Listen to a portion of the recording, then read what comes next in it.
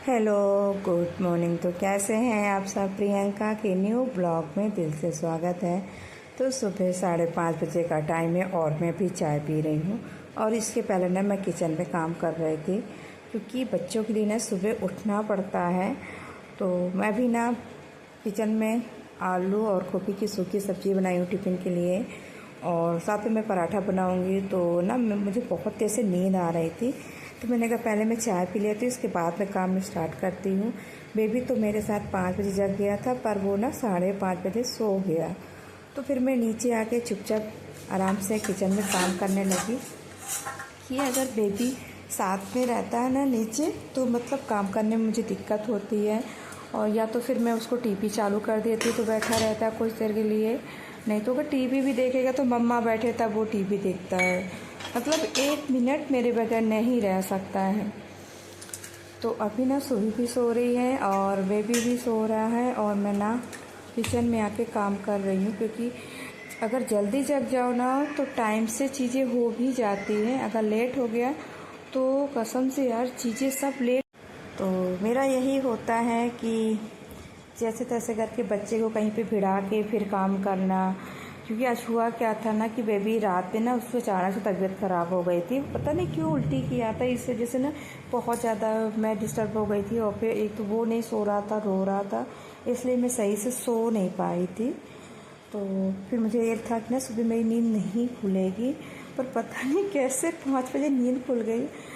तो फटाफट नीचे आके मैं काम सब कुछ करने लगी। तो ये उसके लिए अपने बच्चे के लिए सब्जी, सूखी सब्जी जो टिफ़िन के लिए, तो उसका टिफ़िन मैंने पैक कर दिया। अब उसको मैं दे रही हूँ खाने के लिए। और ये किचन का काम फटाफट करने के बाद मैं लग जाऊँगी काम पे, कि मतलब जब बच्चे नहीं रहते हैं ना तो यही काम 1 घंटे के अंदर सब हो जाता है। जो बच्चे रहते हैं ना तो यही काम करने में कम से कम 2-2.5 घंटे लग जाते हैं। तो अभी ना मैं बना रही थी बाबूजी की चाय, क्योंकि चाय तो मैं सुबह पी ली थी। मुझे था कि बाबूजी को चाय नहीं पीना है, पर उन्होंने बोला तो फिर उनके लिए मैं 1 कप बना रही हूँ उनके लिए। तो ये तुलसी वाली चाय, क्योंकि वो अदरक के लिए मना कर दी कि तुलसी की बनाना, तो मैंने कहा ठीक है। तो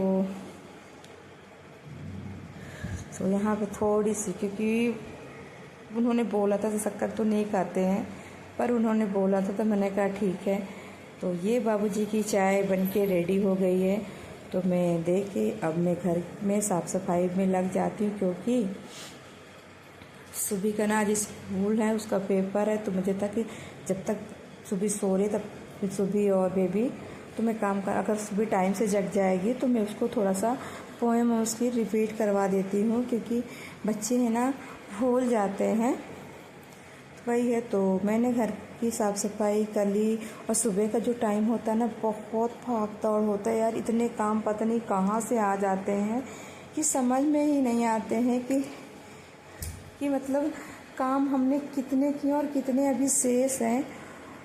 तो क्या करते, अब बारिश का कुछ क्या है, जिस दिन अगर बारिश होगी उस दिन तो और दिक्कत होती है।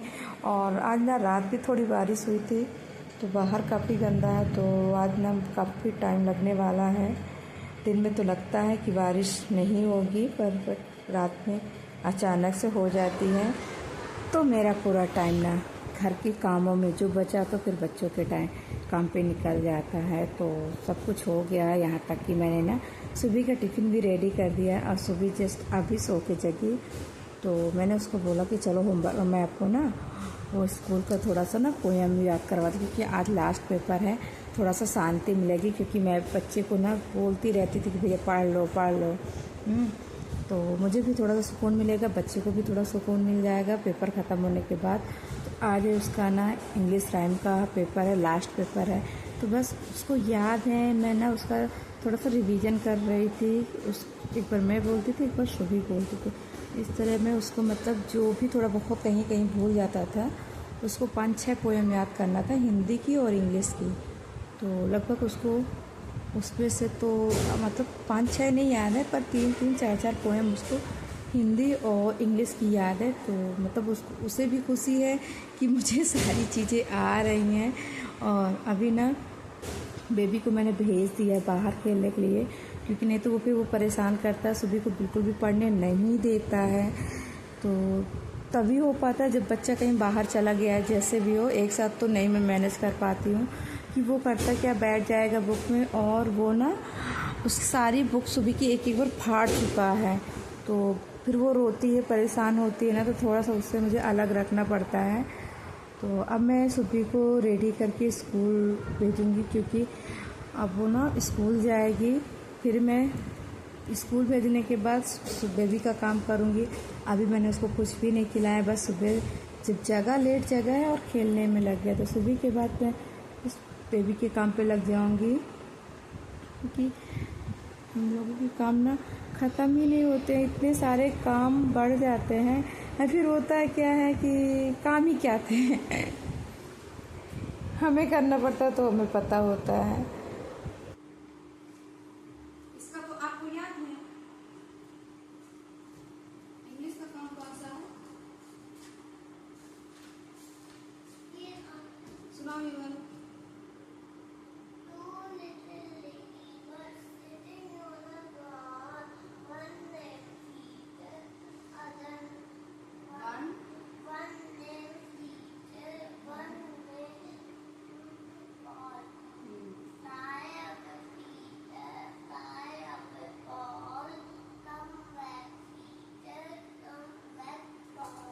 वेरी गुड, सुबी को तो याद है, कह रही नहीं याद है।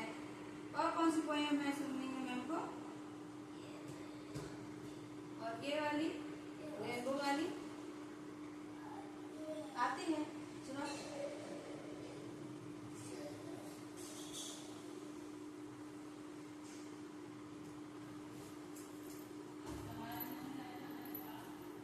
आई अब है।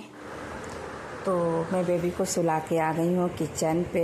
उसके भी कुछ काम थे, मैंने उसको नहलाया खिलाया, फिर मैंने उसको सुला दिया और आ गई हूँ किचन पे दोपहर का खाना बनाने के लिए, क्योंकि सुबह के खाने में ना बहुत टाइम लगता है। एक बार नाश्ता बनाओ फिर खाना बनाओ। तो अभी ना मैं दाल बना रही हूँ, दलिया बना रही हूँ, फिर चावल सब्जी, फिर रोटी, ऐसे में ना थोड़ा थोड़ा बहुत टाइम लग जाता है।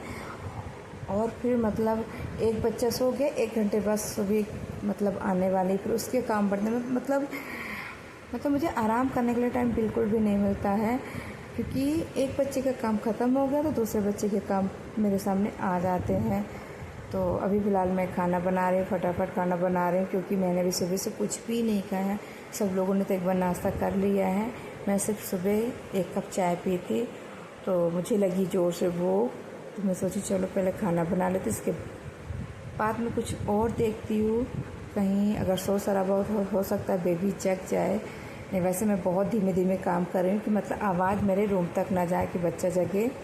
तो आप लोगों को मेरे वीडियो कैसे लगते हैं कमेंट करके बताइएगा। अगर नए हैं मेरे वीडियो में प्लीज़ लाइक करें, कमेंट करें, शेयर करें और चैनल को सब्सक्राइब करें। और हाँ, आप लोग कहाँ कहाँ से मेरे वीडियो देखते हैं ये ज़रूर मुझे बताइएगा। फुल सपोर्ट के लिए थैंक यू, क्योंकि आपके सपोर्ट के बगैर मैं यहाँ तक कभी नहीं पहुँचती। तो okay, bye bye, thank you.